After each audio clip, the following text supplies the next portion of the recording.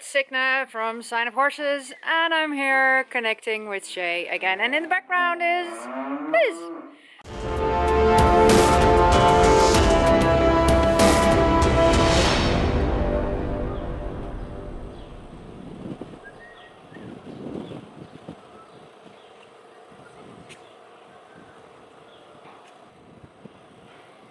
Can you touch the pylon? Good girl. Welcome to another episode in Connecting with Shae, and this is going to be all about pylons or traffic cones, but I tend to call them pylons and I'm sticking with it. As you can see, Shae has gotten quite stuck on these things as well. They are a perfect focal point for her, helping her to calm down mentally or to help her give direction. But lately she's gotten a bit too stuck on them and I can't get her away from them. That's what I'm desperately trying to do. And then we succeed! Yay!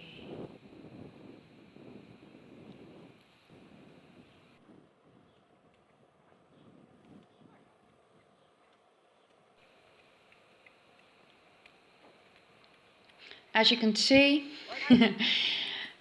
steering is pretty difficult with her, so we're really working on that. And the pylons help a little bit.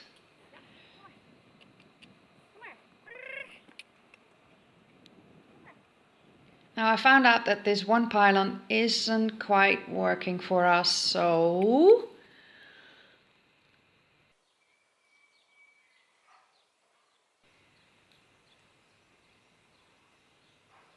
I got myself a second one. I want her to have a focal point, something to go to, something to give her direction mentally. So that way physically she can relax more and pick up the aids I'm giving her, because she's so focused on that one pylon that she's not listening to any of the aids I give. She's just not able to. Too much focus. So by switching her focus between two pylons, there's a moment in between where she has to disconnect from one pylon and connect to the other pylon, and that's the moment where I as a rider can jump in and give aids and see if she's mentally able to receive them. Now asking her to back up from the pylon works, so that's kind of cool. And here we have a little bit of steering. I should have placed these two pylons further away from each other, but hey, it's all trial and error.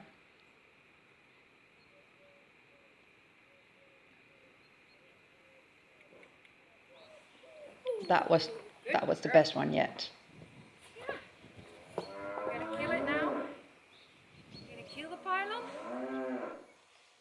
No. Boop, boop. Boop, boop. Shae, I know Blizzard is there. Move, Blizz. Move, horsey. I think Blizz became a focal point for her as well. Move, Blizz. Shae, don't eat Blizzard.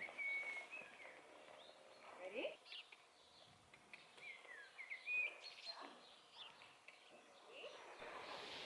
Go back to work.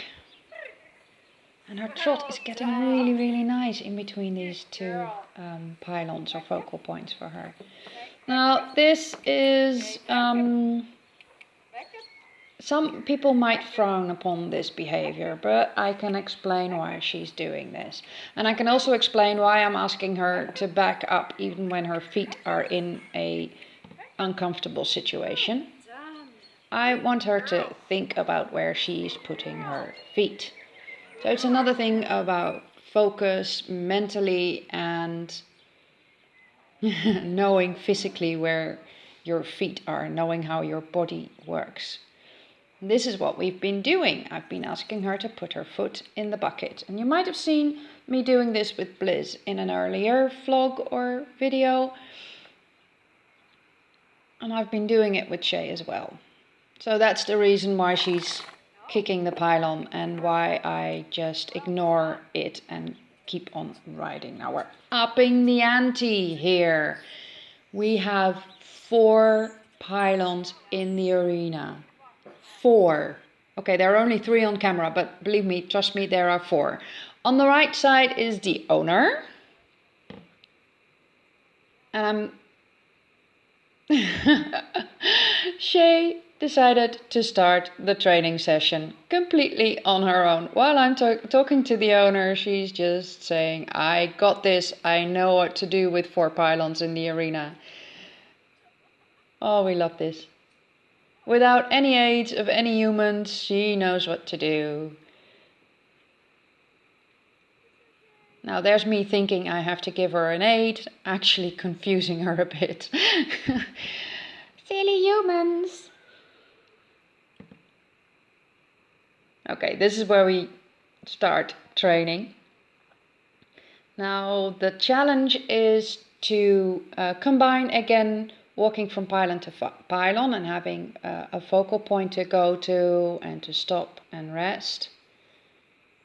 And what I'm asking the owner to do is to give more of bending and steering aid by asking Shae to move her bum outward a little.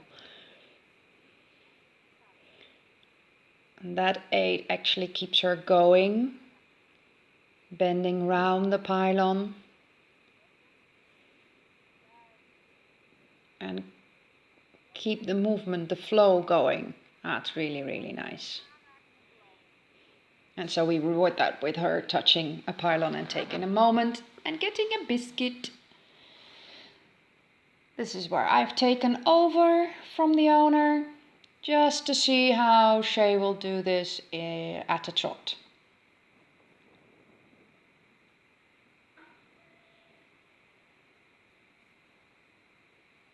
And I'm pointing to the pylon where she can have her moment of rest. And then I reward her. The camera is shaking a bit because it got really, really windy all of a sudden. So sorry about that. Let's go the other way around. And there she goes. And I just asking her to keep going. And keep going, Shae. Keep going. And that's the pylon where you can go to. Beautifully. She gets another reward. And we're making it a little more difficult for her in a completely different way as the owner's turn again. Now, as you might notice, this is more difficult for Shae, this kind of training, because she's dealing with 2 humans, 2 different humans who all have different body language. And it's also a plus point because she's not learning to pick up the H from one type of human, but 2 different types of human. So really, really well done, Shae, in being able to, just switch just switch between different kinds of energy and different types of aids and direction.